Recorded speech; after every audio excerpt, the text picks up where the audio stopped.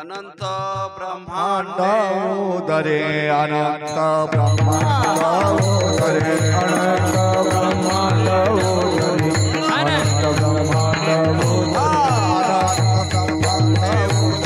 अनंत ब्रह्मांड उदरे अनंत ब्रह्मांड उदरे अनंत ब्रह्मांड उदरे हरि हा बालक नंदा गरे हरि हा बालक नंदा गरे हरि हा बालक नंदा गरे हरि हा बालक नंदा के वडे के वडे नवला के वडे के वडे नवला के वडे के वडे नवला के वडे के वडे नवला के वडे के वडे नवला के वडे के वडे नवला के वडे के वडे नवला के वडे के वडे नकळे कानो वाचे कोडे कानो वाचे कोडे कानो वाचे कोडे कानो वाचे कोडे नवला के वडे के वडे नवला के वडे के वडे नवला के वडे के वडे नवला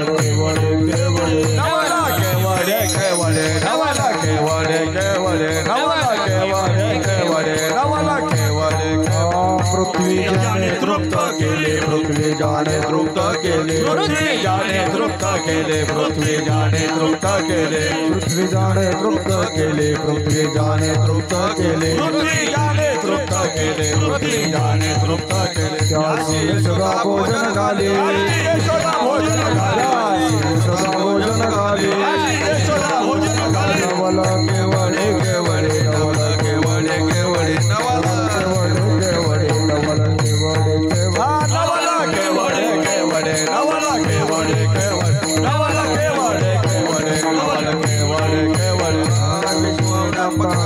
विश्वव्यापक कमलापती विश्वव्यापक कमलापती विश्वव्यापक कमलापती त्यासी गवळण कडिय घेते त्यासी गवळण कडिय घेते त्यासी गवळण कडिय घेते नवला के वडे के वडे नवला के वडे के वडे नवला के वडे के वडे नवला के वडे के नवला के वडे के वडे नवला के वडे के वडे नवला के वडे के वडे नवला के वडे के तुका मने नटधारी तुका मने नटधारी तुका मने नटधारी तुका मने नटधारी तुका मने नटधारी तुका मने नटधारी तुका मने नटधारी भोग भोगने ब्रह्मचारी भोगने ब्रह्मचारी भोगने ब्रह्मचारी भोगने ब्रह्मचारी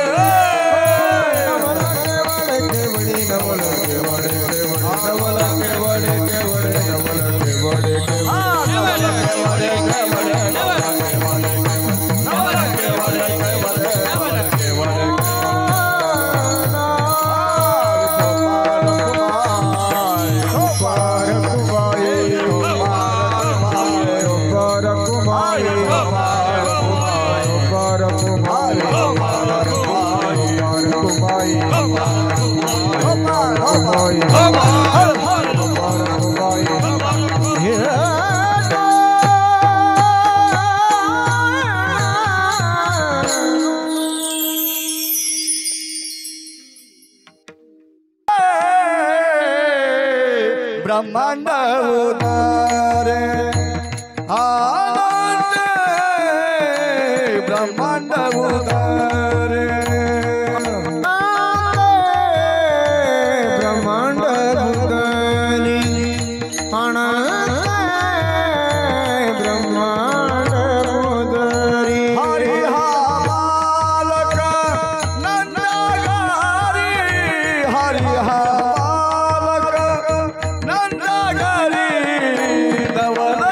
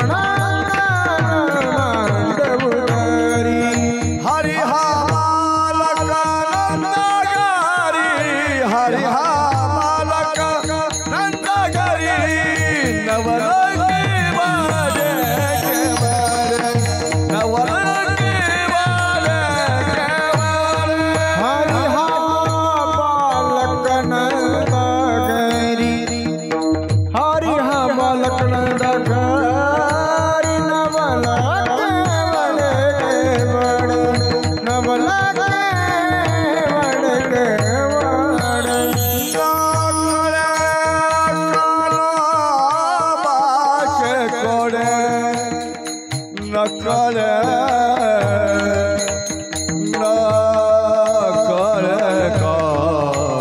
कानोबाचे कोडे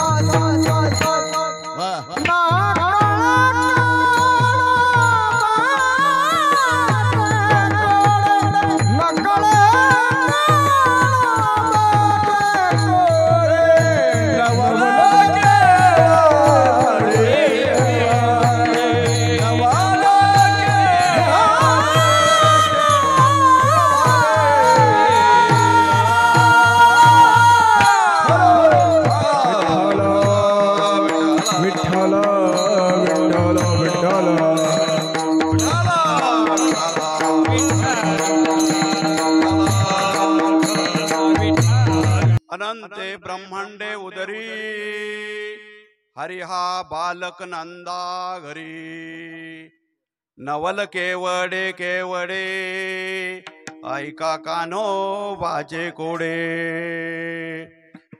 पृथ्वी ज्याने तृप्त केली त्यासी यशोदा भोजन घाली नवल केवडे केवडे ऐका कानो वाचे कोडे विश्वव्यापक कमळापती त्यासी गवळणी कडिये घेती नवल केवडे केवडे ऐका कानो वाचे कोडे तुका मने नटधारी भोग भोगुनी ब्रह्मचारी नवल केवडे केवडे ऐका कानो वाचे कोडे विठ्ठला विठ्ठला विठ्ठला विठ्ठला विठ्ठला विठ्ठला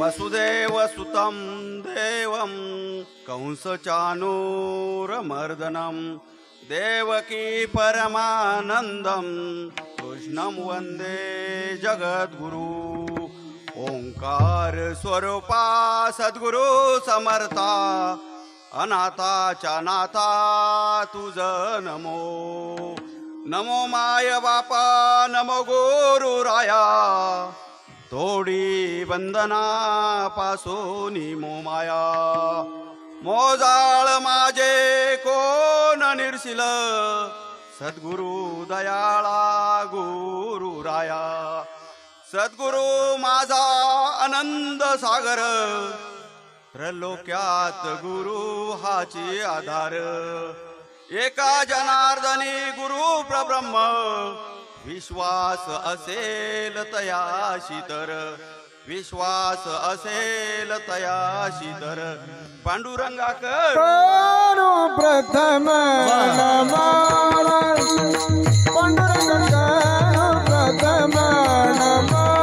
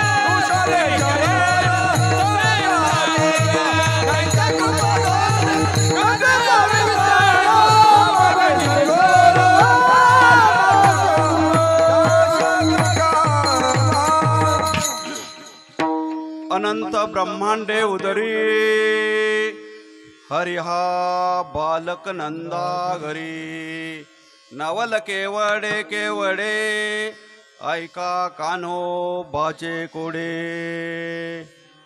अभंग जगद्गुरु तुकोबारायांचा आहे अभंग 5 चरणाचा आहे अभंग गवळणी पर अभंग आहे आणि हा अभंग आपण आज या काल्याच्या प्रसंगी निवडला आहे या अभंगाच्या द्वारा जगद्गुरु तुकोबाराय भगवंताचे काही नवल सांगतात याच्यामध्ये तसे भगवंताचे अनंत नवले नवलाचा विचारच करता येणार नाही इतके नवल असताना भी अनंत प्रकारचे नवल आहे आणि भगवंतानी इथं काही किरकोळ नवल सांगितलेले आहे आणि ते तुकाराम महाराजांनी किरकोळ नवल सांगितलेले ते आपल्याला इथं बघायचे आहे ते बघता बघता आपल्याला अभंगाकडे यायचे आहे विठाल विठाल विठाल विठाल विठाल विठाल विठाल विठाल विठाल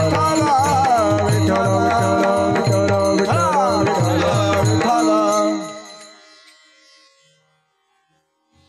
आपल्या इथे लासलगावचे अनाथ आश्रम बहुरूपी बाबा यांचं आगमन झालेलं आहे. त्यांचं टाळ्यांच्या गरजाने अभिनंदन करू.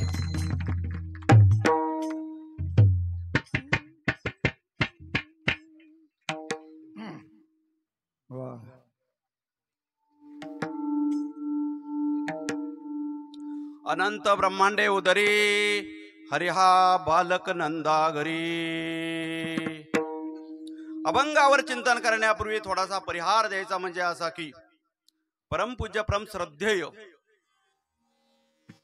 वैकुंठवासी हरिभक्त पारायण बाबाजी महाराज सुपेकर यांना इहलोकीचा प्रवास सोडून परलोकीच्या प्रवासात विलीन झाले आणि त्या प्रवासात काही व्यत्यय येऊ नये, काही अडचणी येऊ नये, काही मार्गात अडथळे येऊ नये यासाठी शास्त्राने काही विधी सांगितलेले.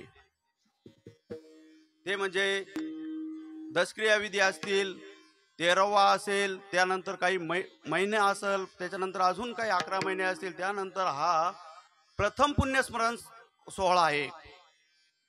असे हे विधी केल्यानंतर त्यांच्या मार्गातले अडथळे दूर होत्या असं शास्त्र सांगतं.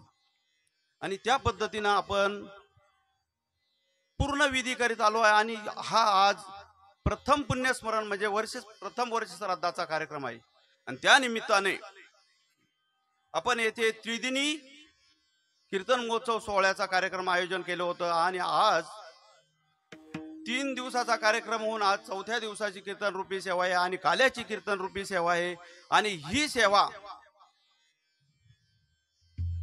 आमचे व्याही बाळासाहेब गांगुर्डे यांच्या इच्छेने माझ्याकडे आली. त्याबद्दल त्यांना धन्यवाद देतो. त्यानंतर कार्यक्रमासाठी इथं उपस्थित असलेले बहुरूपी बाबा असतील, त्यानंतर कातर्णीकर असतील, त्यानंतर वाकीकर असतील, त्यानंतर अजून काही पाहुणे बाहेरून आलेले आहे. गावातून काही भाविक आलेले, काही परिसरातून भाविक आलेले आणि सर्व भाविक उपस्थित आहे. त्यानंतर कार्यक्रमाच्या साठी साथ देणारे ऋषी महाराज असतील, बोराडे बाबा असतील, वाकीकर असतील, त्यानंतर सचिन महाराज असतील, त्याच्यानंतर साप्ते महाराज असतील, अशा सर्वांची योग्य साथ आहे. त्यानंतर उत्कृष्ट अशी साऊंड सिस्टीम आहे. आणि अशा या योग्य परिस्थितीमध्ये योग्य वेळेमध्ये आपण हा कार्यक्रमाची सुरुवात केली आहे. आणि त्या कार्यक्रमाला सुरुवात करताना आपण कोणत्या निमित्ताने हा कार्यक्रम करीत आहे हे सांगितलं पाहिजे. ज्यांच्या निमित्ताने करीत आहे म्हणजे बाबाजी महाराज सुपेकर यांच्या प्रथम पुण्यस्मरणानिमित्ताने त्यांनी योग्य क्रिया केल्या, त्यांनी योग्य कर्म केले, त्यांनी योग्य कर्तव्य बजावले म्हणून त्यांचा हा आज त्रिदिनी महोत्सव सोहळा साजरा होत आहे. कोणत्याही माणसाची गुणवत्ता, कोणत्याही माणसाची प्रसिद्धी का होत असते तर कोणत्याही क्रियेवरून होत असते. मार्ग दावणी गेले आधी दयानिधी संताते, दयानिधी संताते, दयानिधी संताते. मार्ग दावणी गेले आधी दयानिधी संताते, दयानिधी संताते, दयानिधी संताते. मार्ग दावणी गेले आधी दयानिधी संताते, दयानिधी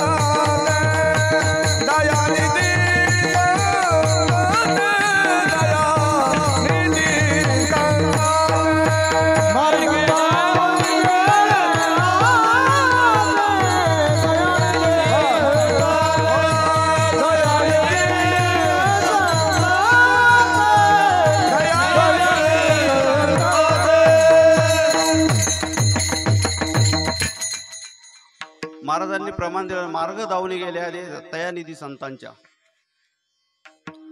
ज्यांनी योग्य मार्ग दाखवला त्यांनी एकाच ठिकाणी नाही, भरपूर दिंड्यांमध्ये योग्य मार्ग दाखवित आले. ते भरपूर जणांना जिथं जिथं कोणत्याही कार्यक्रमाची रूपरेषा असेल त्या कार्यक्रमात त्यांनी सहभाग घेतलेला आहे. वाकी ते पैठण दिंडी असल, वाकी ते मढी दिंडी असल, पातळशेंबे ते पंढरपूर असल, त्र्यंबकेश्वर ते पंढरपूर असल, त्यानंतर बाबांच्या दिंडीत त्यांनी भरपूर वेळाला योग्य कार्यक्रम केलेले आहे. सकाळी काकडा, भजन, हरिपाठ, कीर्तन, प्रवचन सगळ्या गोष्टी सगळ्या ठिकाणी केलेल्या आहेत त्यांनी. आणि श्री क्षेत्र कोटमगाव ते त्र्यंबकेश्वर ह्या दिंडीसाठी महत्वाची बाजू त्यांनी उचलली. ज्या वेळेला दिंडी काढली त्यावेळेला मी टाळ सुद्धा गळ्यात घातलेला नव्हता. आणि अशा परिस्थितीमध्ये दिंडी निघाली आणि त्या दोन व्यक्तींनी, दामोदर अण्णा भिलोरे असतील आणि महाराज असतील, ह्या दोन व्यक्तींनी योग्य अशी साथ देऊन दिंडी आतापर्यंत व्यवस्थित चालू आहे. आणि त्यांची कृपा आहे म्हणून आज मी इथं आहे. म्हणून मरावे पण कीर्तिरूपी जागावे. उत्तमाची उरे कीर्ती मागेला, उत्तमाची उरे कीर्ती मागेला, उत्तमाची उरे कीर्ती मागेला, उत्तमाची उरे कीर्ती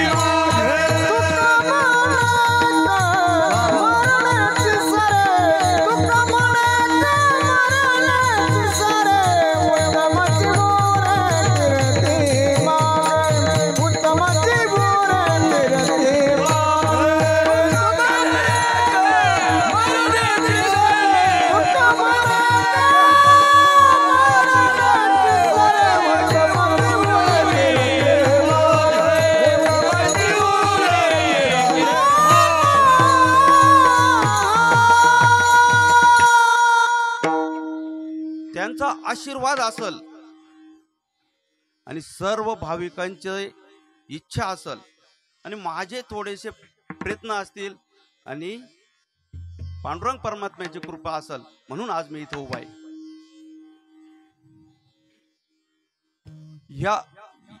ह्या विश्वामध्ये असे काही कीर्तिवान जन्माला येत असतात, योग्य कीर्ती करत जातात. म्हणून राहिल्या त्या किराती जगा माझे, राहिल्या त्या किराती जगा माझे, राहिल्या त्या कीर्ती जगा माझे, राहिल्या कधी जगा माझे.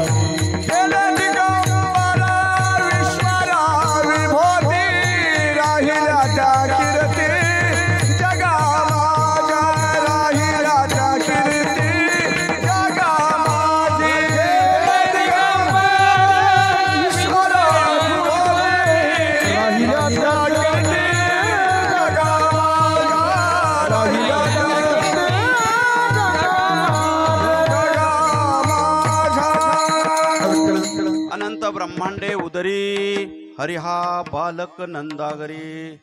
जगद्गुरु तुकोबाराय म्हणतात अनंत ब्रह्मांडे उदरी.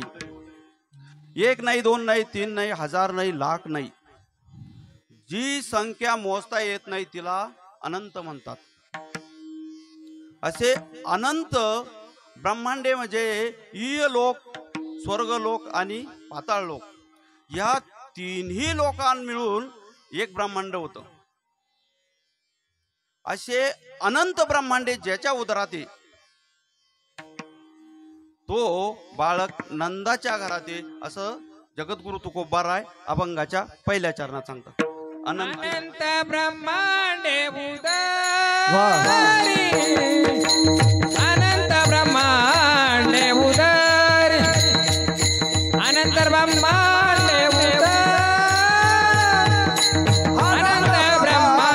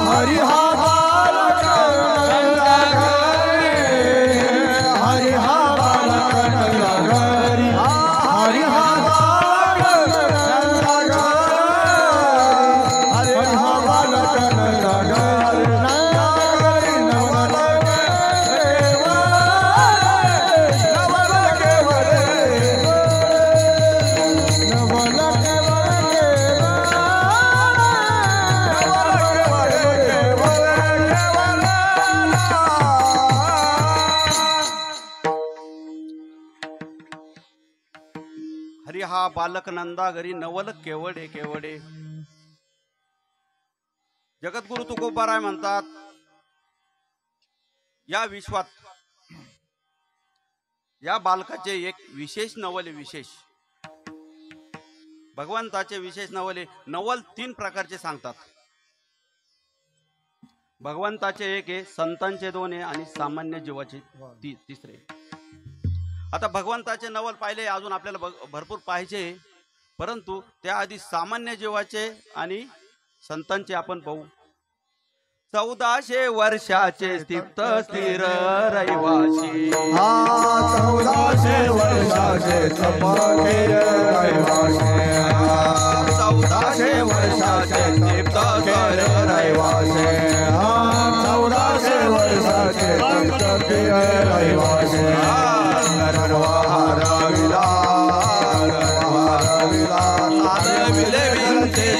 चालविले विंतीसे, चालविले विंतीसे. धन्य धन्य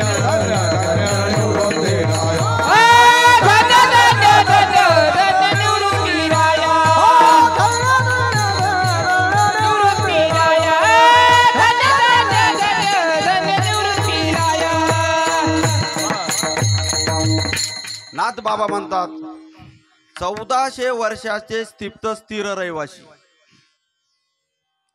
गर्व हरविला चालविले भिंतीशी. ज्या वेळेला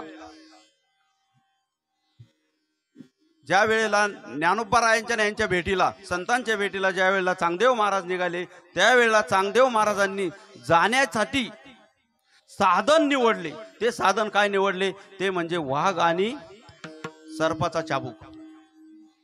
कारण कुठेही जायचं असलं तर माणूस जरा परिस्थिती पाहून आपल्याकडे नसली तरी दुसरी वस्तू घेऊन कोण पण जात राहतो. नवरी पाहायला जायचं असलं, कुठे जायचं असलं तर माणूस जरा काहीतरी अभिमान म्हणून काहीतरी नेतच असतो. तिथं चांगदेव महाराजांनी वाघाची आणि सर्पाची निवड केली आणि चांगदेव महाराज निघाले. चांगदेव महाराज निघाले तर पण ही गोष्ट अशी आहे का ही ह्या सृष्टीमध्ये घडणारी गोष्ट आहे. वाघ चालतोच, सर्प पकडणारे भरपूर आहे. आपल्या इथं बी किती आहे सर्पमित्र, भरपूर आहे. ह्या गोष्टी या सृष्टीमध्ये घडतातच. म्हणजे ज्या गोष्टी सृष्टीत घडतात, हे नवल म्हणजे साधारण जीवाचे. अरे 1400 वर्ष तप करून सुद्धा चांगदेव महाराजांनी, तरी विशेष काहीच नाही नवल. 12 वर्षाच्या बालकाने तिथं जेव्हा त्यांची परिस्थिती बघितली, चालविली जडा भिंती हरली जागी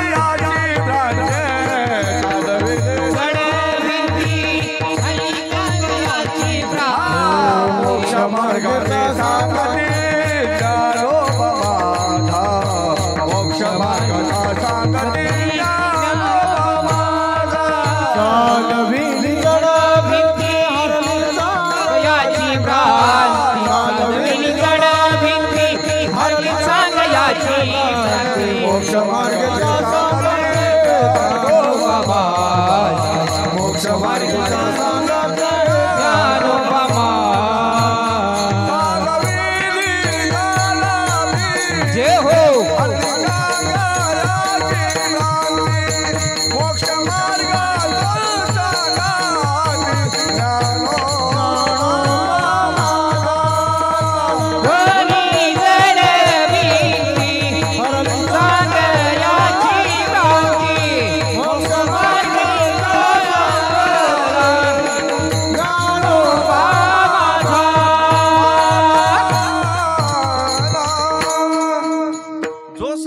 चालवणं मुश्किल नाही, पण भिंतीला चालवणं म्हणजे किती मुश्किल आहे. जडाला चालवलं ज्ञानोबारायांनी. त्यावेळेला ज्ञानोबारायांची 1400 वर्ष तप करून अभिमान हरला. मग आपण शुल्लक भक्ती करून आपण काय केलं? किती सामान्य जीवाचे नवल मला सांगायचे. सामान्य जीव म्हणजे काहीच नाही, एकदम शुल्लक भक्ती करतो, तरी किती गर्व आहे या सामान्य जीवाला.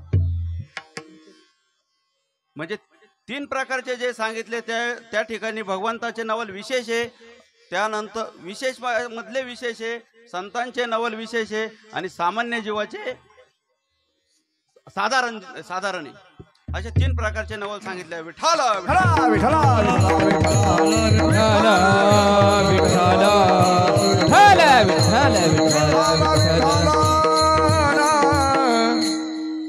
आणि हे नवल म्हणजे काय? सामान्य जीवातून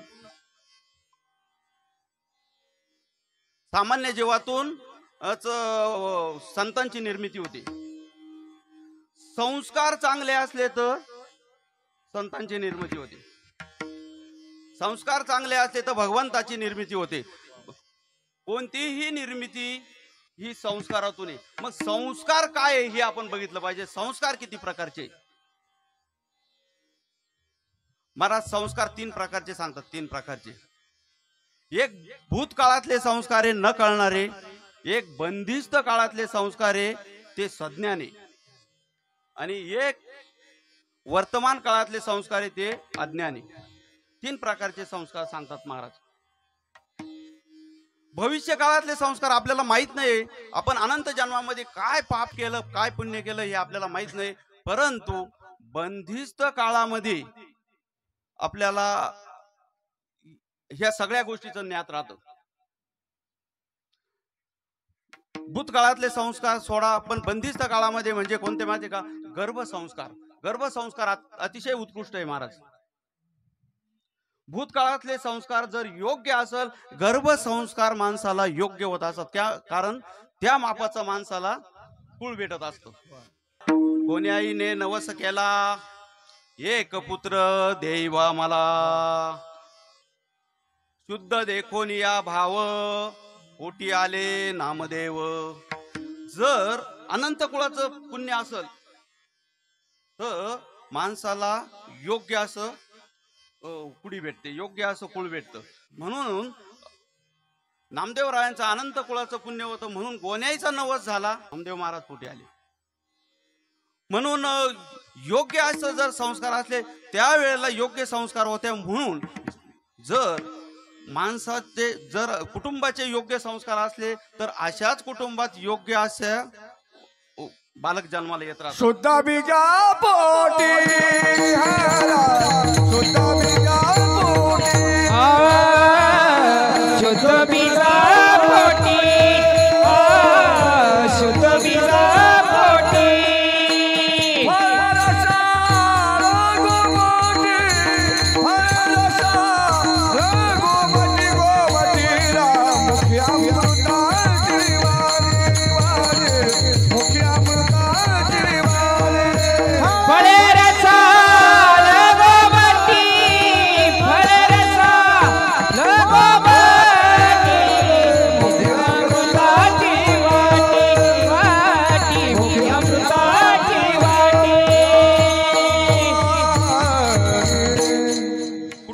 भाव जर शुद्ध असेल, शुद्ध जर सगळ्यांची वर्तणूक असेल तर त्या कुळातच योग्य असे संत जन्माला येत असतात. आपण महाभारतातला प्रसंग पाहू. महाभारतात ज्या वेळेला कुरुक्षेत्रावर युद्ध चालू होतं, कुरुक्षेत्रावर युद्ध चालू असताना भरपूर कौरव मारले गेले, भरपूर कौरव मारले गेले. त्यावेळेला ज्या वेळेला आपले काही संख्या मारल्या गेली त्यावेळेस कौरवांनी काही डाव रचण्याचा प्रयत्न केला आणि चक्रयुद्ध सुरू करण्याचा प्रयत्न केला. जरासंधाने चक्रयुद्धाची सुरुवात केली. चक्रयुद्धाची सुरुवात केल्यानंतर त्या ठिकाणी भगवंत आणि अर्जुन उपस्थित नव्हते. त्यावेळेला फक्त चक्रयुद्ध कुरुक्षेत्रावर चारच जण खेळू शकत होते. चक्रयुद्धाचा अनुभव फक्त 4 जणांना होता. द्रोणाचार्य, अभिमन्यू, अर्जुन आणि भगवंत असे 4 जणांना होता. भगवंत आणि अर्जुनराव तिथं नसल्यामुळे अभिमन्यूला चक्रव्यूहात प्रवेश करावा लागला. अभिमन्यूने चक्रव्यूहात प्रवेश केला, परंतु भरपूर जण मारले गेले. अभिमन्यूने भरपूर जण मारले गेले, परंतु त्याला बाहेर येता नाही आलं. का बाहेर येता नाही आलं? का ज्या वेळेला अभिमन्यू हा चक्रव्यूहात गेला त्यावेळेला फक्त 16 वर्षाचा होता, अज्ञान होता, सज्ञान सुद्धा नव्हता. 16 वर्षाचा असताना युद्ध चालू होतं. पण त्याला जे चक्रव्यूहाचं ज्ञान झालं होतं ते गर्भ अवस्थेत झालं होतं. अर्जुन रावांनी ज्या वेळेला चक्रव्यूहाचं ज्ञान दिलं त्यावेळेला सुभद्रेच्या पोटी तो गर्भ अवस्थेत होता, त्यावेळेला ज्ञान दिलं होतं अभिमन्यूला. आणि अशा परिस्थितीमध्ये अर्धवट ज्ञान मिळालं.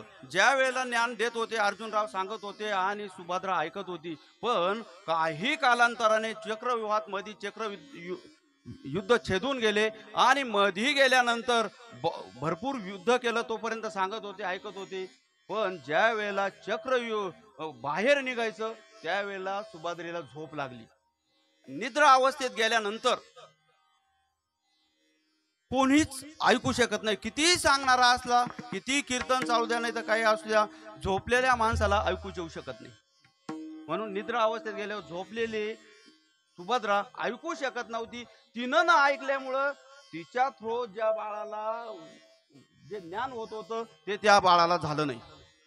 आणि त्या बाळाला ज्ञान न झाल्यामुळं अर्धवट अवस्थेत तो बाहेर येण्याचा जो मार्ग सांगत होते अर्जुनराव, तो बाहेर येण्याचा मार्ग अभिमन्यूला मिळालाच नाही.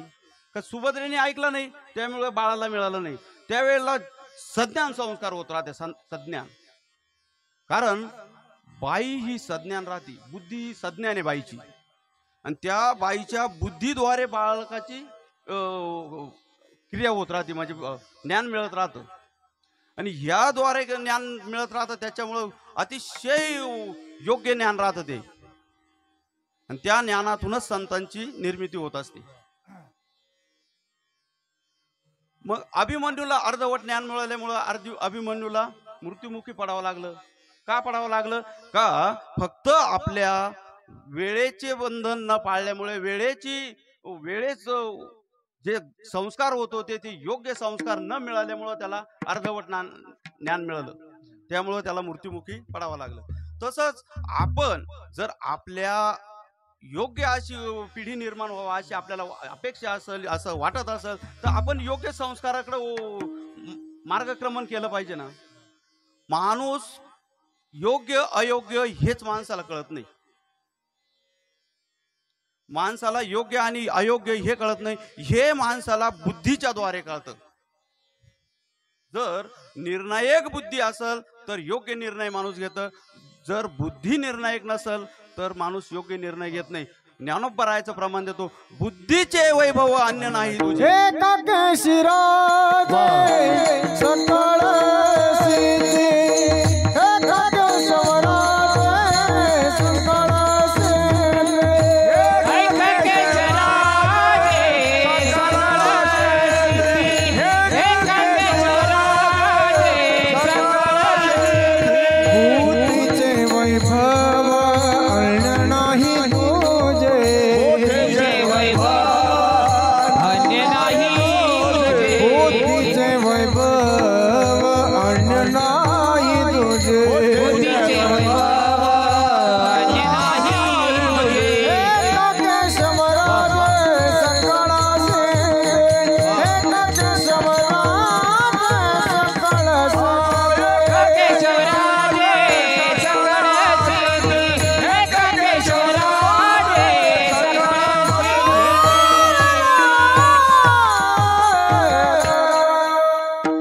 ज्ञानोबराय म्हणतात, बुद्धीचे वैभव अन्य नाही तुझे, एका केशवराजे सकळ सिद्धी.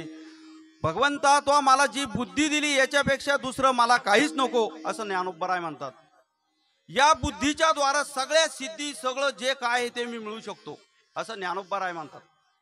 मग मला सांगा, जी बुद्धी ज्ञानोबरायला दिली तीच बुद्धी आपल्या सर्वांना दिली. काय बदल आहे आपल्या? तर त्यांच्यात बदल काहीच नाही, फक्त वापरण्यात बदल आहे. वापर अनेका बुद्धीचे तरंग, अनेका बुद्धीचे तरंग, क्षणोक्षणा पालते रंग, क्षणोक्षणा पालते रंग.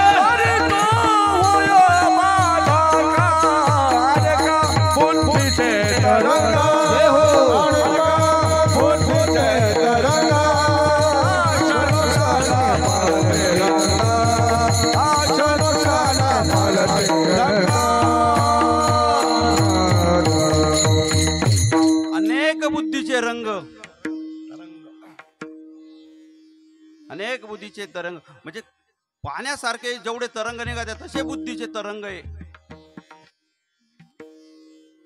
म्हणून जेवढी बुद्धी आपण वापरली पाहिजे तेवढी तिचा योग्य वापर आपल्याकडून होत नाही. म्हणून आपल्याला ज्या ज्या अवस्था आहे, कुटुंबाच्या ज्या ज्या आपल्याला अवस्था आहे त्या अवस्था आपण पूर्ण करू शकत नाही. ते संस्कार आपण आपल्या नवीन पिढीला देऊ शकत नाही. जेव्हा बुद्धीचा वापर योग्य होईल तेव्हाच योग्य पिढीवर संस्कार होतील. तुकाराम महाराजांचा प्रमाणे मनाचे संकल्प पावतील सिद्धी. जरी राहे बोधे याच ताई, जरी राहे बोधे याच ताई, जरी राहे बोधे याच ताई, जरी राहे बोधे याच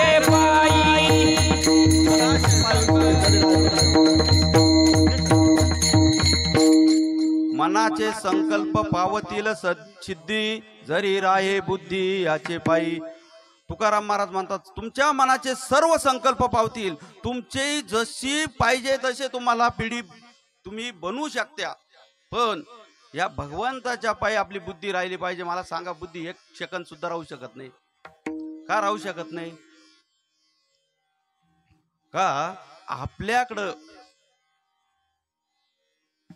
अनेक विकारांनी हा देह हिंजलेला आहे, त्यामुळे आपल्याकडं स्थिरता नाहीये.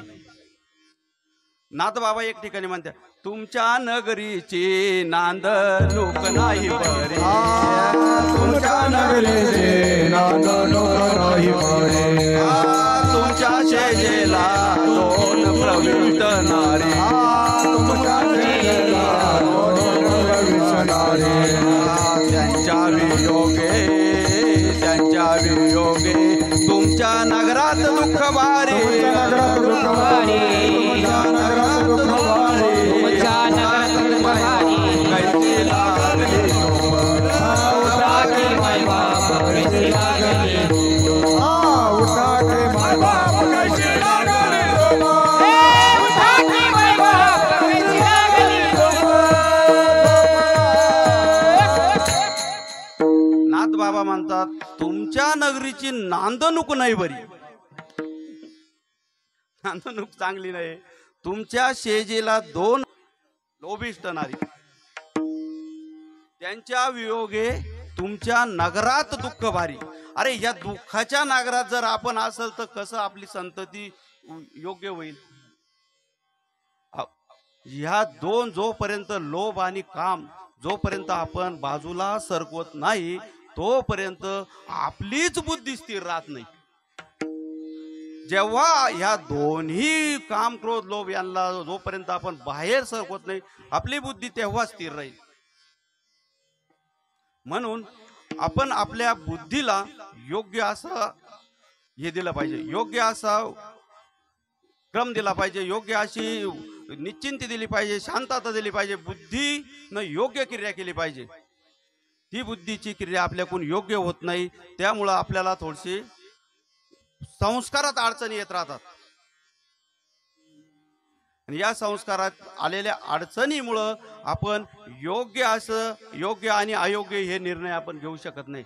कारण सत्य पाहिजे, कोणत्याही गोष्टीला सत्यता पाहिजे. सत्य बोले मुखे दुखवे अनेकांच्या दुखे, सत्य साचा खरे नाम विठोबाचे बरे, नाम विठोबाचे बरे,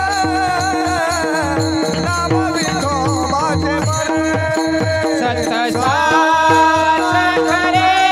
नाम विठोबाचे बरे, नाम विठोबाचे बरे, नाम विठोबाचे बरे. सत्य साच खरे नाम विठोबाचे बरे. पण नाम आपण वेळोवेळी घेतो पण बुद्धी त्यावेळेस स्थिर राहत नाही ना. सत्य संकल्पाचा दाता नारायण आहे पण आपला संकल्प सत्य नाहीये. ज्या वेळेला आपण कोणतेही निर्णय घेतो त्यावेळेला आपली बुद्धी कधीच योग्य राहत नाही. कारण या लोभाच्या आणि कामाच्या दृष्टीने आपण व्यापलेलो आहे, त्यामुळे आपली बुद्धी योग्य निर्णय घेत नाही. म्हणून योग्य निर्णय घेत नाही म्हणून आपल्या पोरांवर योग्य संस्कार होत नाही. हे संस्कार योग्य झाले पाहिजे, हे आपल्या आई वडिलांचं दोन्हीचं कर्तव्य आहे महाराज. पण पहिलं कर्तव्य कोणाचं आहे?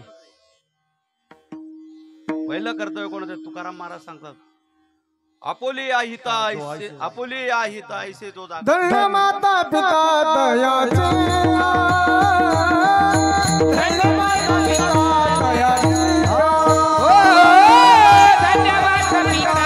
दयाचे, धन्यवाद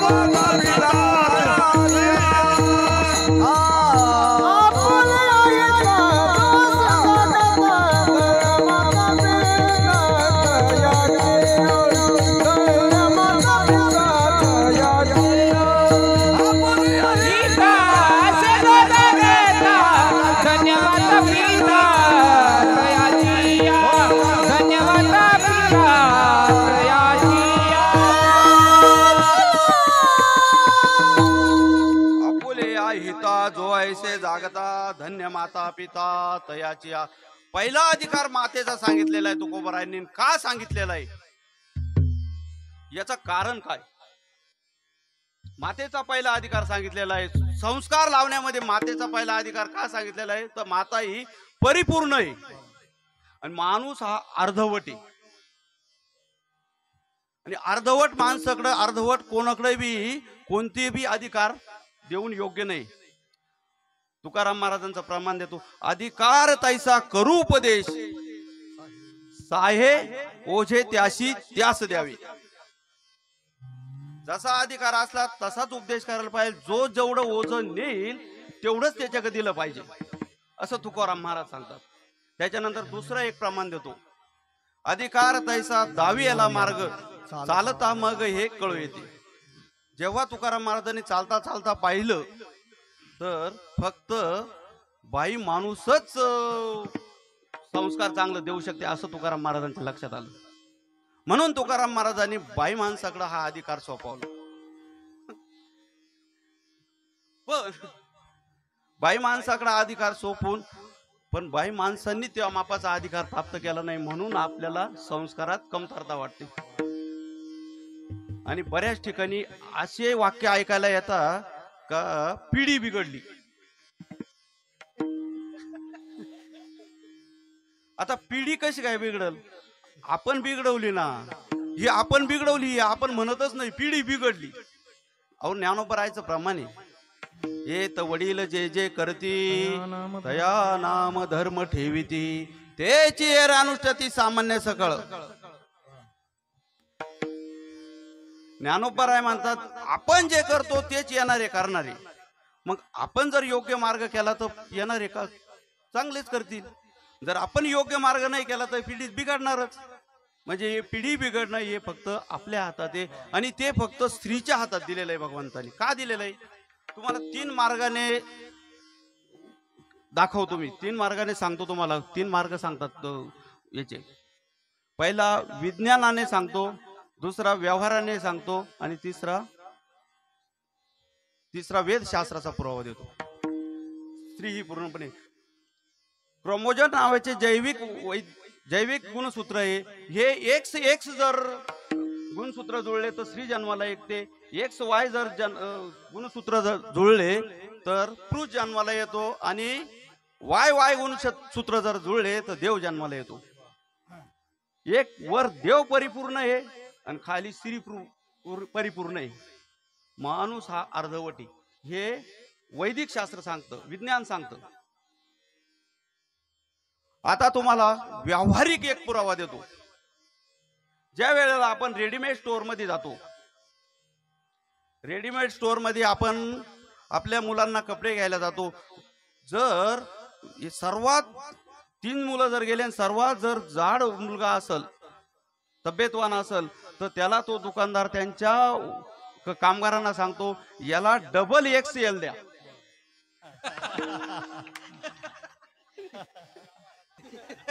आणि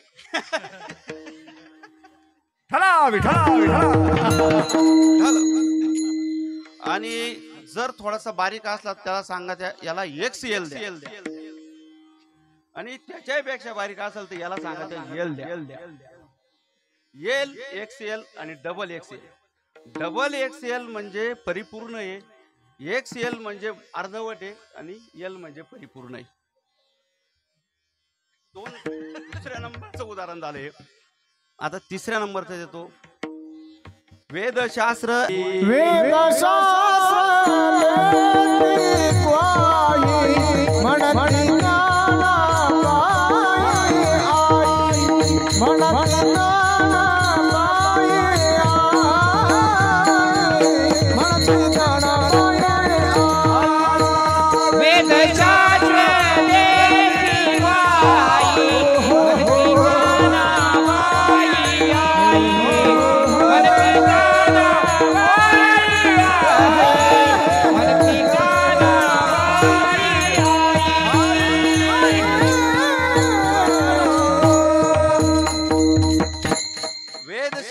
ऐसे देती ग्वाही ज्ञानाबाई आई. जन्माला आलेली स्त्रीला बाई म्हणतात, आणि ज्या वेळेला तिला काही संतती येते प्राप्त होते त्यावेळेस तिला आई म्हणतात. पण ज्ञानाबाईला ज्ञानोबारायांना बाई म्हटलेलं आहे आणि आई म्हटलेलं आहे, याचं कारण काय? जर ज्ञानोबाराय बाई बी आहे आणि आई बी आहे, याचं कारण काय? तर माणूस हा अर्धवट आहे, माणसाला एक ही गुणसूत्र आहेत, पण आई आहे याचं एक उदाहरण देतो तुम्हाला. ज्या वेळेला ज्ञानोबाराय सिद्धिपत्र मागण्यासाठी पैठणला जात होते त्यावेळेला रस्त्यामध्ये विश्रांतीसाठी थांबले होते नेवाशाला. नेवाशाला थांबल्यानंतर तिथं एक प्रेतयात्रा चालली होती, आणि त्या प्रेतयात्रेच्या समोर एक स्त्री सती जात होते, सती जात होते, त्याला चालली होती. आणि सती जात असताना तिची इच्छा झाली, तिने बघितलं ज्ञानोबारायांना का थोर साधू दिसत्या, यांचं दर्शन तरी घेतलं पाहिजे, म्हणून ती त्यांचं दर्शन घ्यायला गेली. सगळ्यांचं दर्शन घेतलं आणि ज्ञानोबारायांनी तिला अष्टपुत्र हो असा आशीर्वाद दिला. आणि ह्या आशीर्वाद दिल्यानंतर ती म्हटली, तिने लगेच शंका काढली, ह्या आयुष्यात का पुढच्या आयुष्यात? ज्ञानोबाराय म्हटले ह्याच आयुष्यात. कसं शक्य आहे म्हणे, मी तर सती चालले, माझे पती मृत होऊन 8 घंटे झालेले, आणि मी तर सती जायला निघालेले, माझ्या पतीचा मृतदेह चाललेला आहे, तुम्ही म्हणताय ह्या जन्मात अष्टपुत्र हो, हे शक्य कसं आहे? वळवा इकडं म्हणे प्रेतयात्रा वळवली, तिथं प्रेत ठेवलं. प्रेत ठेवल्यानंतर प्रेत सोडायला लावलं आणि नाव विचारलं. नाव काय? म्हणे नाव सच्चिदानंद बाबा आहे. उठा सच्चिदानंद बाबा.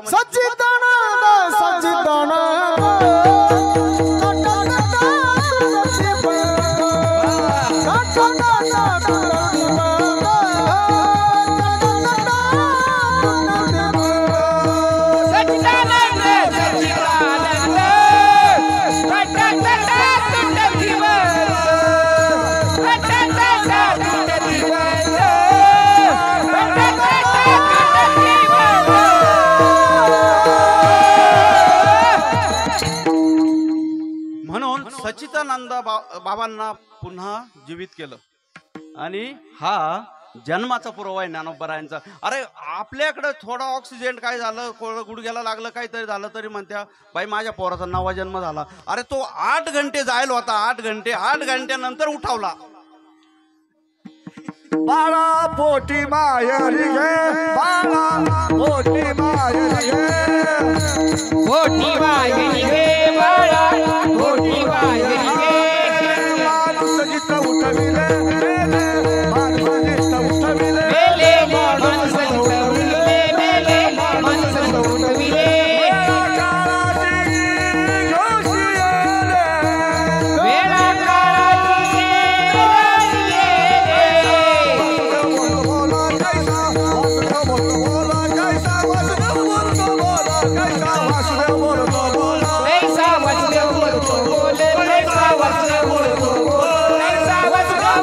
बोल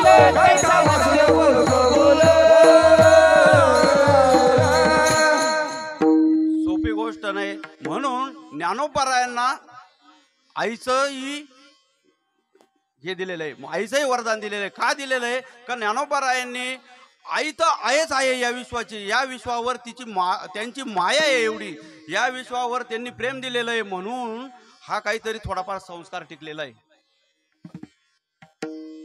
आई तर आहे, बाई तर आहेच, पण आई सुद्धा इथं आहे, जन्माला घातलेलं आहे, म्हणून तिन्ही हे दिले. आणि मग मला सांगा का पिढी बिघडण्याचं मूळ कारण काय? कारण हा मला रेल्वेत आलेला संदेश आहे. आता काय माहिती का, कुठे बी ना चुकीचं वाक्य जर असलं ना मला सहन होत नाही महाराज. काय रेल्वेत 4 बाया सावळत होत्या म्हणे पिढी बिघडली. आता ती मस्त माझ्या आई सारखी बाई होती, पण तरी मला ते सहन नाही झालं. म्हणलं मावशी कोण बिघडवली हो? ती म्हणे आता काय आपण त्यांना सांगतो दारू पे तिडा.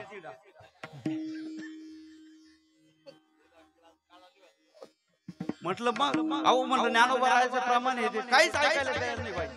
असं जर सगळ्याच महिलांनी केलं, काहीच नाही ऐकलं, तर हे संस्कार विकोपाला जातील ना हो. प्रत्येकाने या संस्काराला काहीतरी आळा बंधारा घातला पाहिजे ना, कुठंतरी मर्यादा दिली पाहिजे ना. आपणच जर असं म्हणत राहिलो, संस्कारच नाही लावले आणि पिढीच बिघडली असं बोलत राहिलो तर कसं शक्य? म्हणून संस्कार देणं हे माणसाचं कर्तव्य. प्रत्येक वेळेला माणसाने जबाबदारी स्वीकारली पाहिजे. जबाबदारी माणूस हा स्वीकारायलाच तयार नाही, फक्त दोष दुसरे देत राहतो, दोष.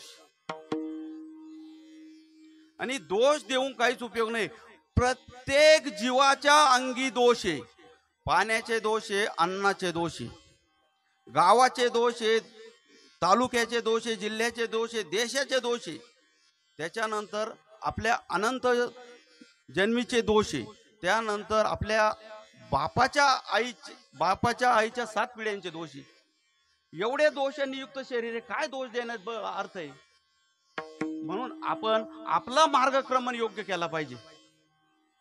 तुकाराम महाराज सांगतात, गुणवंत केलो दोष जाणण्यासाठी, गुणवंत केलो दोष जाणण्यासाठी, गुणवंत केलो दोष जाणण्यासाठी, माझे पोटी बळकट दूषण, माझे पोटी बळकट दूषण, माझे वाटा बळकट दूषण, आता पुढे धीर काय देऊया मना, आता पुढे धीर काय देऊया मना, पुढे धीर काय देऊया मना, पुढे धीर काय देऊया मना.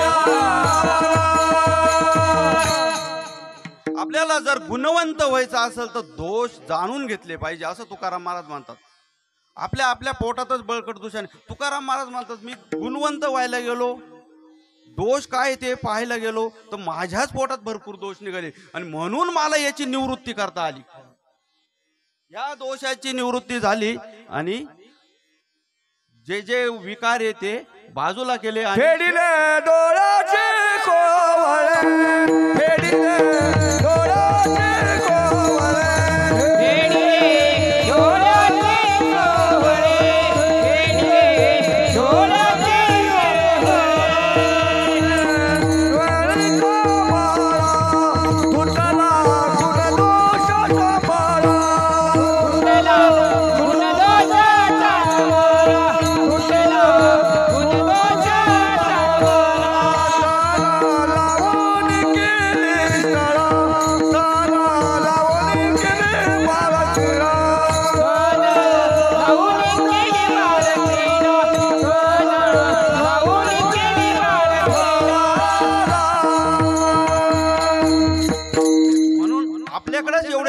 आपण पिढीला दोष देतो आणि येणारी पिढी जोपर्यंत अज्ञान आहे तोपर्यंत खोड्या करणारच नाहो.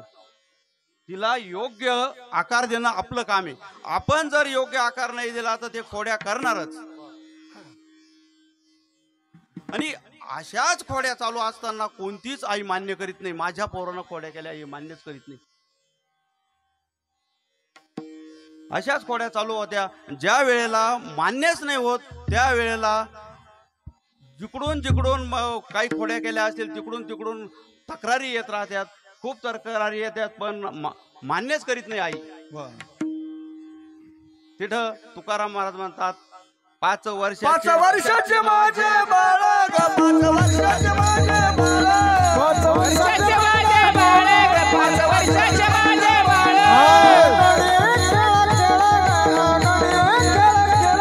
अंगणी खेळ खेळ अंगणी खेळ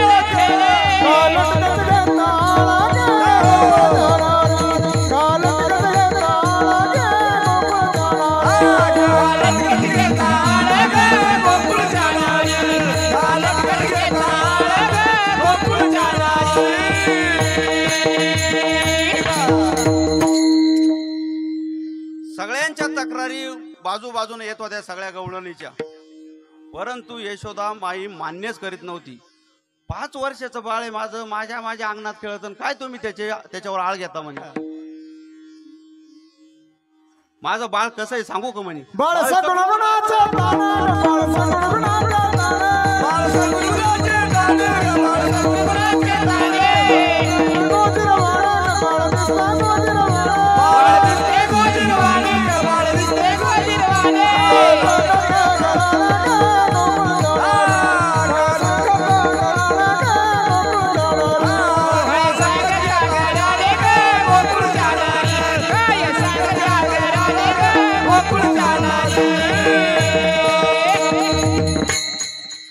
बाळ सगुण गुणाचं तान आहे म्हणे. बाळ गोजीरवान आहे, तुम्ही बाळाला नाव ठेवू नका म्हणे. पण लहान पोरं आहे, खोलशाळ राहतात आणि भगवंताच्या किती खोड्या होत्या हे आपल्याला सगळ्याला माहिती आहे. विठाला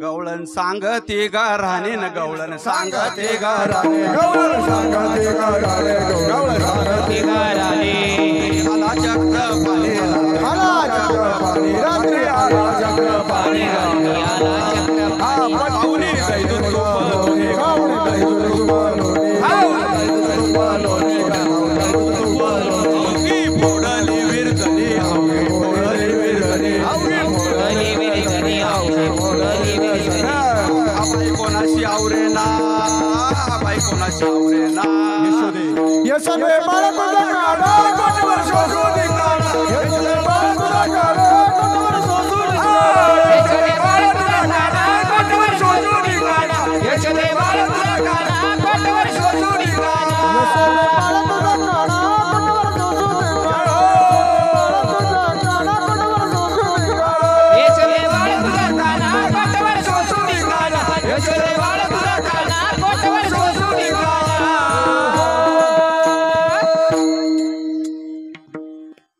यशोदे बाळ तुझा काना कोठावर सोसू धिंगाणा. बाळाच्या खोड्या चालूच होत्या, अत्यंत दररोज खोड्या करीत होतं, तरी यशोदा माई मान्यच करीत नव्हती. कोणतीच आई मान्य करीत नाही बरं का, किती खोडछाळ करू द्या. अहो एखादा मुलगा जर परीक्षेत थोडासा कमी मार्क मिळाले ना, बाई तो तापला होता, काहीतरी निमत द्या, पण त्याच्या चूक आहे त्याची हे मान्यच करीत नाही आई. हो यशोदा कशी मान्य करीत, मान्यच करीत नाही बाई.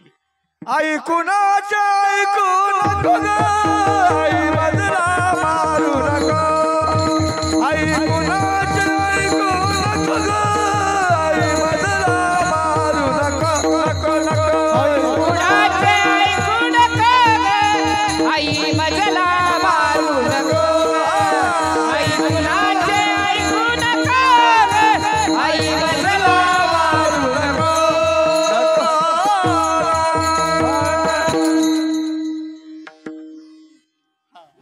महाराज म्हणतात आई कोणाची ऐकू नको ग, आज माझला मारू नको.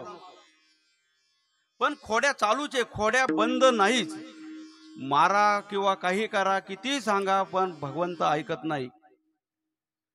खोड्या नको करू माझे बाबा बाबा खोड्या नको करू माझे बाबा खोड्या नको करू माझे बाबा खोड्या नको करू माझे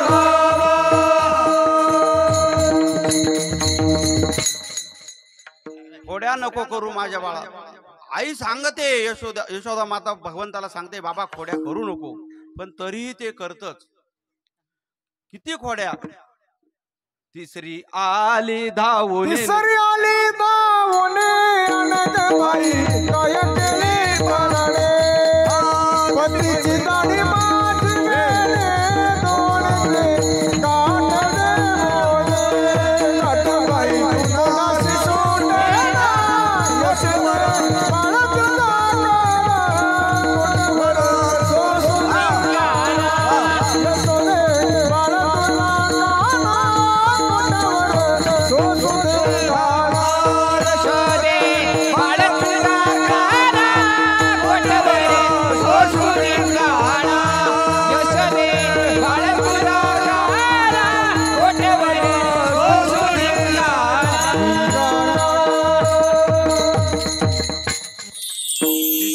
धावून ती सांगू लागली, याने काय केलं का सगळी दिंडी मिरवत आणली. ज्या वेळेला हा रात्री गेला आणि त्या पती पत्नी झोपले होते त्यांच्या दाढी आणि वेणीची गाठ बांधून दिली. गाठ बांधून दिली तर दिली, दही दूध काय खाऊन सांडून बिंडून निघून आला. निघून आल्यानंतर ज्या वेळेला सकाळी उठले, एक इकडे वडीत होतं, एक इकडे वडीत. टाळाच बसाना त्यांचा. बरं बसाना आता दाखवावं कसं कोणला. मग बऱ्याच वेळ राहिले पण नावीला जसं दाखवा लागलं. मग सोडायचा प्रयत्न केला, सुटाना. आता पर्याय काय. मग बाकीचे सर्व शेजारचे घरातले सगळे उठले. मग कातर आणून कापण्याचा प्रयत्न केला. पण पहिल्यांदा कापायचे कोणत्या बाजून हा प्रश्न पडला. बाई म्हणे महाकून काढले तर एवढे दिवसापासून केस राखले बापकर करता काय माझी.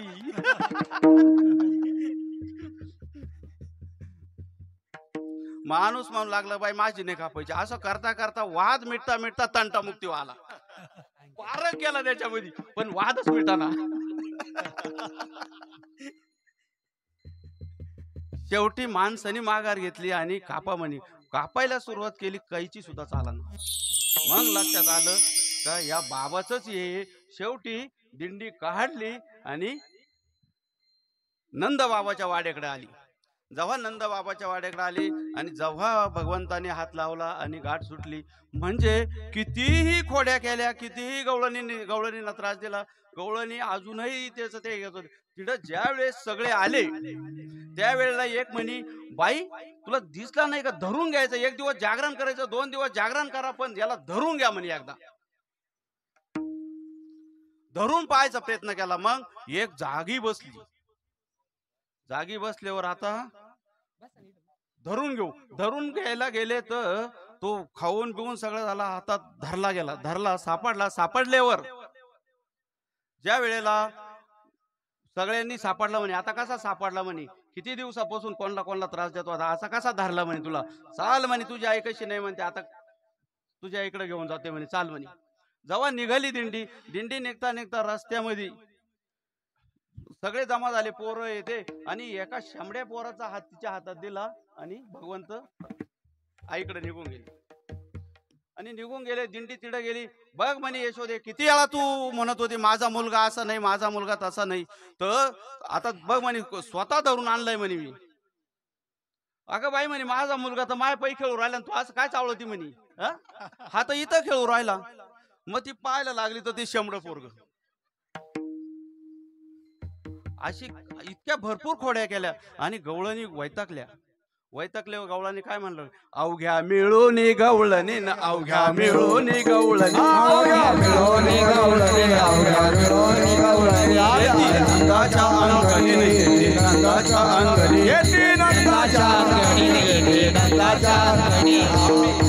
सोडून आमच्या सुना घेऊन जातो आमच्या सुना घेऊन, जातो आमच्या सुना घेऊन.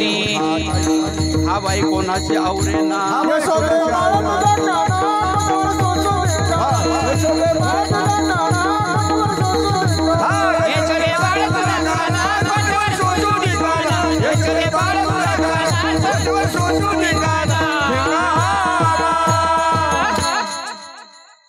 शेवटी अवघ्या सगळ्या गवळणी मिळून एकत्र आल्या. एकत्र आल्यावर त्या यशोदेची विनवणी करू लागल्या, बाई तू इथं राह, आम्ही आता गोकुळ सोडून जातो. का का आम्हाला हे आता बघवे ना, हे काही आम्हाला बघवत नाही. आता आम्ही गोकुळ सोडून जातो. मग यशोदेला थोडा शोक वाटायला लागला. का सगळ्यांचा जर रोष आहे, सगळ्यांचा जर ये तसं यशोदेला थोडस ते वाटलं लागलं. मग यशोदा काय म्हणायला लागली, ऐसे ऐकता गा राणे न ऐसे ऐकता गा राणे, ऐसे ऐकता गा राणे, ऐसे ऐकता गा राणे. यशोदा नैने आले पाणी, यशोदा नैने आले पाणी, यशोदा नैने आले पाणी, यशोदा नैने आले पाणी. कृष्णा खोडे दे टाकोले, कृष्णा खोड्या दे टाकोले, कृष्णा खोड्या दे टाकोले, कृष्णा खोड्या दे टाकोले. एका जनार्दनी चरणी, एका जनार्दनी चरणी, एका जनार्दनी चरणी, एका जनार्दनी चरणी. बाई तयाशी आवरे ना, प्रेम बाई तयाशी आवरे ना, आवडे ना, बाई आवडे ना. यशोदे बाळा तुझा काना, कोटवर सोसून काढा. बाळा तुझा काना, कोटवर सोसून काढा. कोटवर सोसून काढा. यशोदे बाळा तुझा काना, कोटवर सोसून काढा.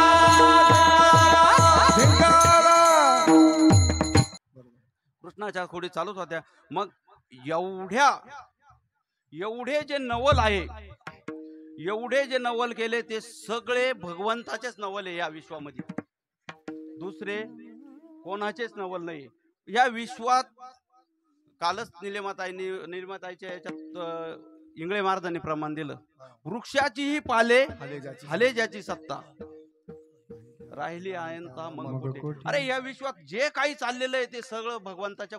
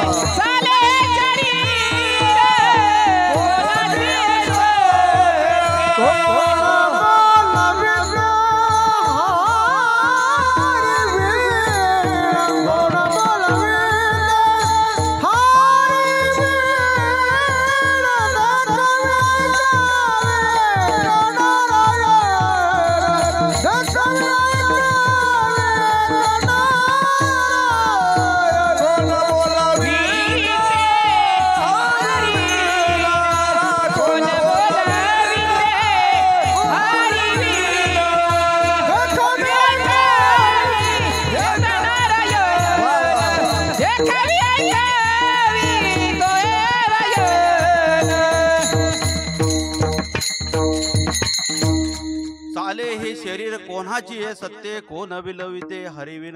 ह्या विश्वात जे काही चालू आहे ते भगवंताच्याच येणी चालू आहे. हेच नवल तुकाराम महाराज अभंगाच्या दुसऱ्या चरणात सांगतात. नवल केवडे, नवल केवडे, नवल केवडे, नवल केवडे, नवल केवडे, नवल केवडे, नवल केवडे, नवल केवडे.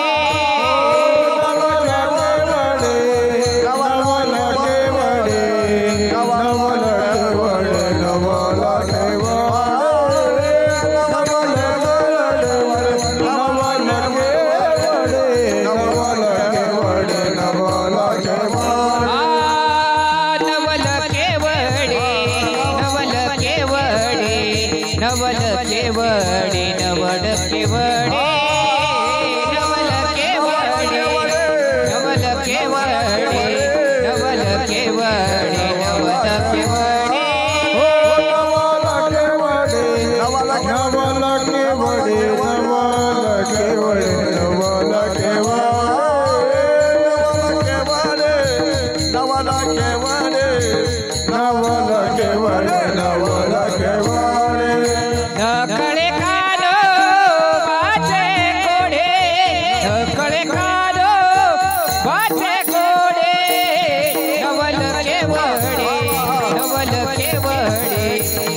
केवडे नवल केवडे नवल केवडे नवल केवडे नवल केवडे नवल केवडे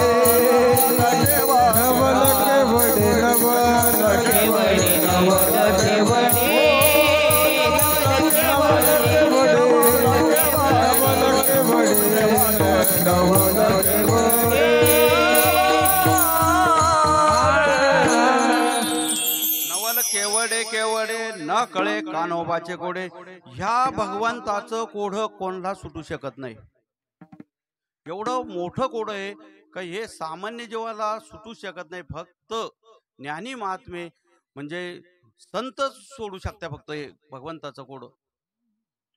संतांनी जे वेद शास्त्रात जो पुरावा दिला आहे त्याच्यावरच आपण बोलू शकतो. याच्या व्यतिरिक्त आपल्याला कोड कळू शकत नाही. एवढं विशेष कोड आहे. मग हे कोड एवढं असताना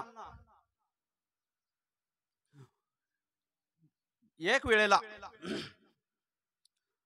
भगवंत थोडे बाहेर गेले होते आणि येण्याला उशीर होतोच.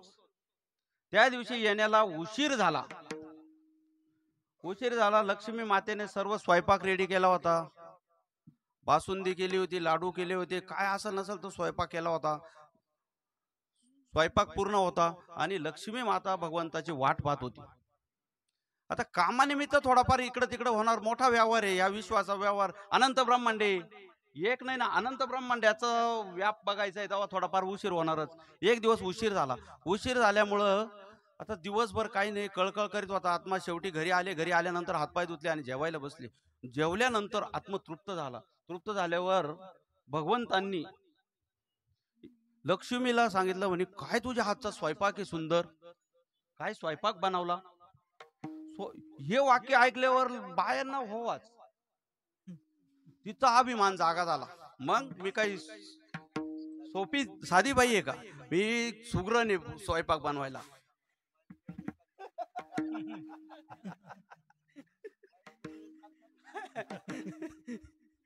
सुग्रने म्हणे मी स्वयंपाक बनवायला. मग स्वयंपाक सुंदर होता. जेवण झालं. जेवण झाल्यावर जेव्हा अहंकार जागा झालाय बाईचा हे भगवंताच्या लक्षात आलं. लक्षात आले म्हणे हा अहंकार इथं कमी नाही केला. ज्ञानी माणस आता भगवंताचं सांगायचं म्हणलं काय तर हा आपल्याला पुढं घातक आहे हे भगवंतांनी ओळखलं. आणि अजून काय काय बोलते बघितलं. लक्ष्मीने सांगितलं एक दिवस मला भीमदादाला जेव घालायचंय म्हणे. भीमदादाचा आत्मतृप्त करायचंय म्हणे. भीमदादाला जेवणासाठी आमंत्रण द्या म्हणे. आमंत्रण दिलं. वार बुधवार होता. मग भरपूर किराणा आणला. किराण्याचा ट्रक उतरवला. कारण आता भीमदादाला जेवायला बोलवायचं. भीमदादाच्या अंगात 90 हत्तीचं बळ होतं. 90 हत्तीचं. तेव्हा मला सांगा जेवढं बळ आहे तेवढं तर खायला लागतं. 90 हत्तीला जेवढं खायला लागत तेवढं खायला भीमदादाला लागत होतं. 3 दिवस अगोदर स्वयंपाक चालू झाला. महाराज किती मोठं लग्न असलं तर माझ्याकडे आगल्याच दिवशी स्वयंपाक चालू होतो. तिकडे 3 दिवस अगोदर स्वयंपाक चालू झाला. भीमदादा जेवायला यायचे एकटा.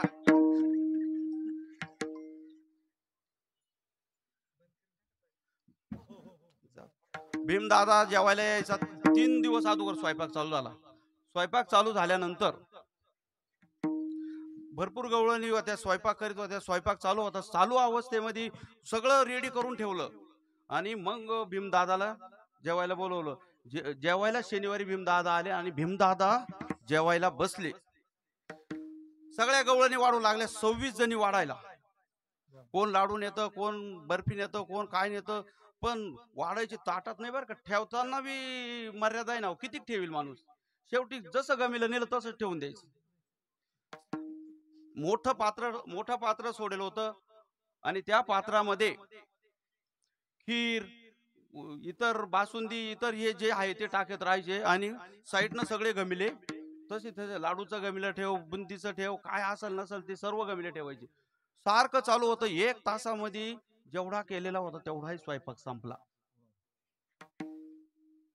आता एक तर भीमदादाचा आहारच जास्त का 90 हत्तीचं बळ. अहो आपल्या का साधा घ्या ना, पॉकलेट मशीन जर आलं ना त्याला जर एखादं मोठं झाड काढायचं असलं त्याला साईडच्या मुळे तोडावं लागत पहिल्यांदा. भीम दादा तसं दौर उचलीत होता. आता ते काही कमी टाकायचं. म्हणजे एवढं बळ होतं, म्हणजे खायला लागणारच ना. एवढाच स्वयंपाक संपला. आता काय करायचं? मग गवळ्यांच्या घरून गवळणी आणू लागल्या. इकडून आण तिकडून आण. काही ठिकाणी चुले पेटले. परत दुपारी सगळीकडून वाहतूक सुरू झाली. सगळ्या घरचे पीठ सुद्धा संपून गेले. आता भगवंताची कृपा आहे. भगवंतानं सांगितलं हिचा अभिमान घालवायचा आहे, तेव्हा आता ते करावंच लागेल. सगळ्या गवळी वाड्यातलं पीठ सुद्धा संपून गेलं. आता काय करायचं? भीम दादा तर ढेकरच देईना. भीम दादा तर हात धरून बसला. प्रश्न पडल्यावर लक्ष्मी माता निघाली आणि भीमदादाकडे भगवंताकडे गेली. भगवंताची आराधना करू लागली. जेवढा होता तेवढा माझा गर्व नाहीसा झाला म्हणे, पण अभिमान गेला म्हणे. पण आता तुम्ही मला याला मार्ग सांगा, भीमदादाचं आत्मा तृप्त होईल कसा? त्यावेळेला सांगितलं म्हणे, लक्ष्मी तू एक कर म्हणे. आता एक लाडू आहे का म्हणे? एक सुद्धा राहिलं नाही. लाडूचा भुगा आहे का म्हणे?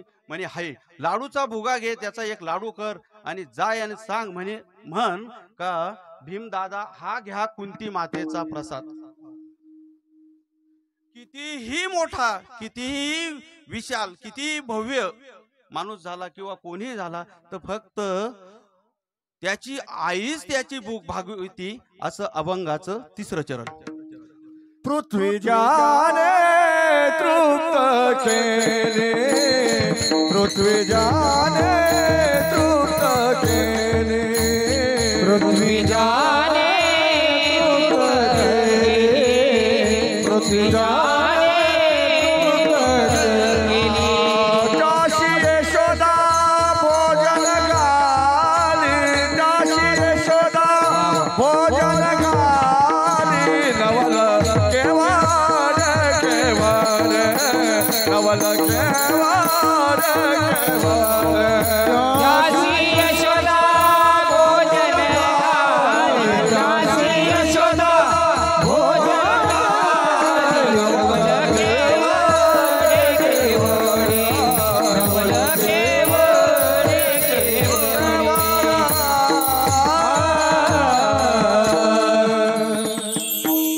बघा ना, या विश्वाचा मालक आहे, या विश्वाला तृप्त करतो. त्याला फक्त त्याची आईच त्याची भूक तृप्त करू शकते, कोणीच नाही करू शकत.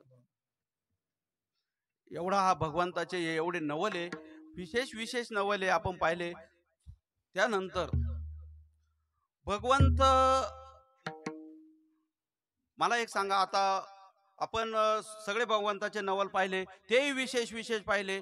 आणि कोणतीही गोष्ट जर पॅकिंग करायची असली आपल्याला, तर पॅकिंग मध्ये जी वस्तू आहे तिच्यापेक्षा खोकं थोडं मोठंच पाहिजे. छोटं चालेल का? नाही. कसं चालेल? शक्यच नाही ही गोष्ट. का छोट्या, मला एक सांगा, हे एवढे यांची साऊंड सिस्टम आहे, यांची साऊंड सिस्टम काडीच्या पेटीत बसल का?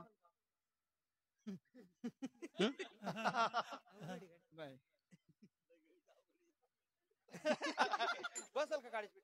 बसू शकत नाही. यांची साऊंड सिस्टीम काडीची पेटीत का बसू शकत नाही? का ही तिच्यापेक्षा तिचा व्यास खूपच मोठा आहे. परंतु हे फक्त भगवंतच करू शकतात. का करू शकतात? का कोणतीही, कितीही विशाल मोठी गोष्ट असू द्या, कितीही छोटी गोष्ट असू द्या, का या भगवंताचे हे नवले, का हे एवढे विश्व आहे, एवढे ब्रह्मांड आहे, एवढे ब्रह्मांड असताना गवळणीच्या विश्वव्यापक कमलाचा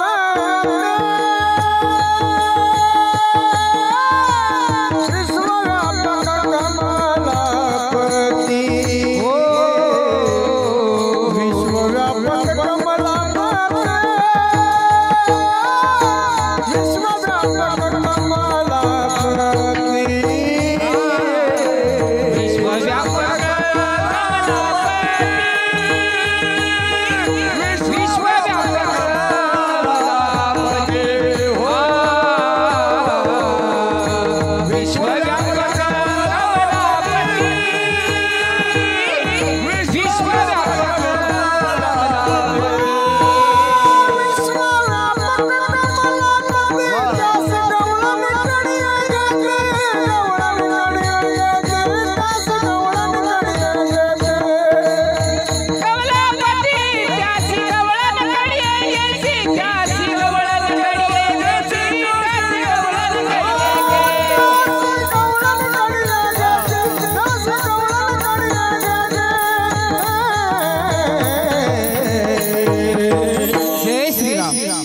नवल केवळ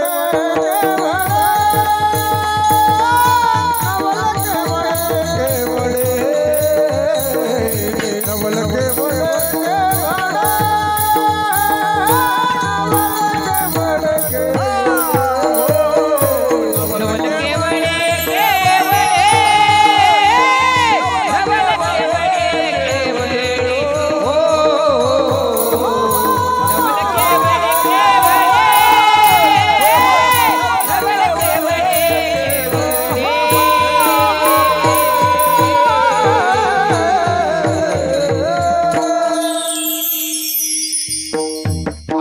आपण बघितलं काड्याच्या पेटीत एवढी साऊंड सिस्टीम सुद्धा बसत नाही.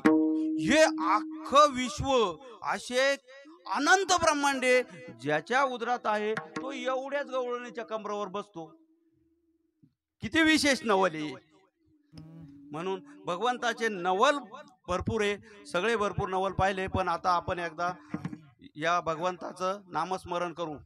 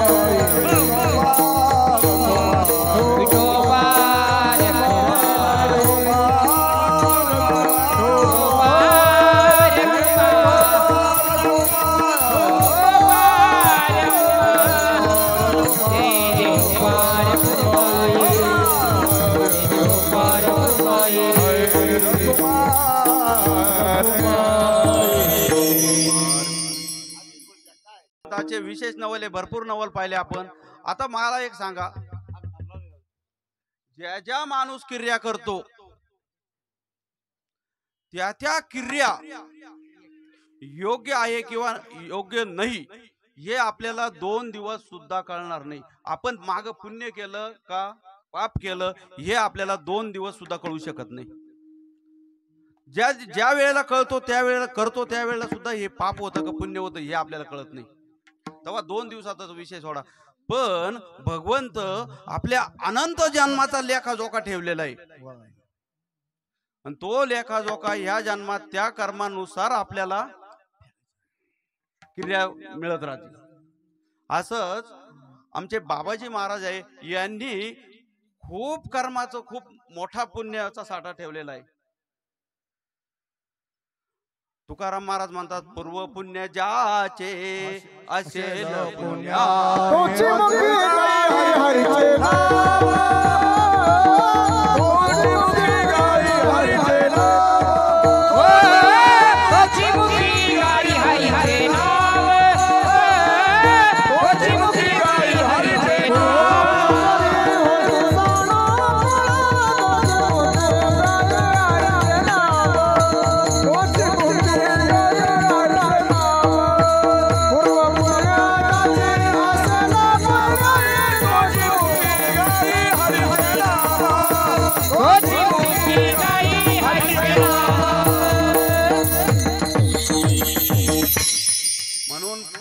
पुण्याचा काहीतरी साठा लागतो. त्या साठ्यानुसारच आपण या जन्मात काहीतरी करू शकतो. म्हणून आपण आता पूर्व पुण्याचा साठा नसल असल हे आपण सांगू शकत नाही. कारण मी तुम्हाला सांगितलं भूतकाळातलं जे काय कर्म आहे, पाप असल पुण्य असल हे आपल्याला काहीच माहित राहत नाही, न कळणार आहे ते. पण या जन्मात तरी काहीतरी करा. आपण ज्यांनी आपल्याला काही मार्ग दाखवला आपण काहीतरी केलं पाहिजे ना त्यांच्या मार्गक्रमाने. म्हणून खूप खूप योग्य मार्ग दाखवलेला आहे त्यांनी आणि त्या मार्गाने आपण चाललं पाहिजे. पण कर्मयोग आपला योग्य पाहिजे आणि त्या कर्मयोगाची जर योग्य कर्म असेल तरच आपण योग्य क्रियामान होऊ शकतो. म्हणून त्या कर्मानुसार आपल्या सामान्य जीवाला या कर्माची जाणीव नसते, संतांना आणि देवाला या कर्माची जाणीव असते.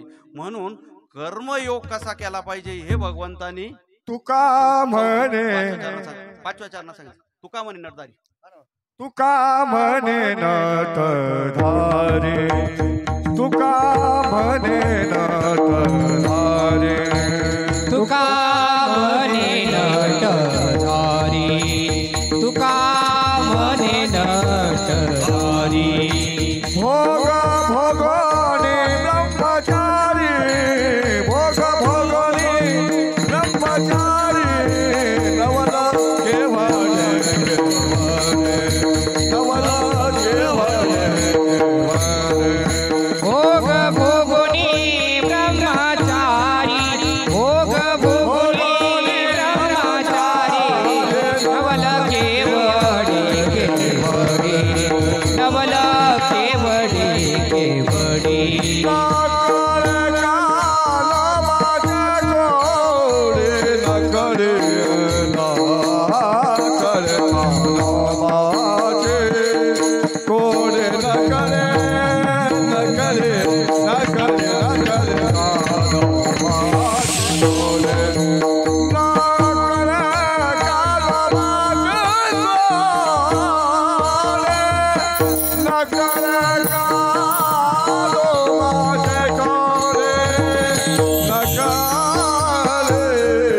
नकडे कानो वाचे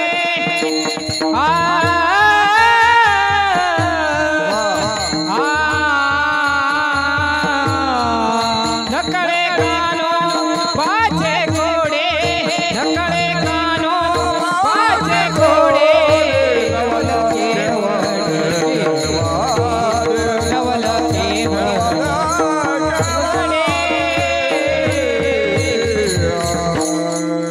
माऊली ज्ञानराज माऊली ज्ञानेश्वर माऊली माऊली ज्ञानेश्वर माऊली ज्ञानराज माऊली ज्ञानेश्वर माऊली ज्ञानराज माऊली शक्ती लाविले दुरी होतो तिघांचे कडे मुख पसरवले हा विद्याधारा जारी बाबा या बाबा हा तुम्ही वारे दोही कडे मुख पसरवले कडे तुका म्हणे वारे दोही कडे मुख पसरवले कडे वारे दोही कडे मुख पसरवले हा तुका म्हणे हाती ठोका आणि कवणे देता तुम्ही वारे दोही कडे मुख पसरवले कडे कळती दरीला कृष्ण म्हणे अवघा जनी प्रकाश काला वाटोळे कमी वैष्णव निकास वाकोलिया ब्राह्मणिका उत्तम लोकादा काला वाटोळे कमी तुका म्हणे गोमंडळी आम्ही बळे विरंगाडे काला वाटोळे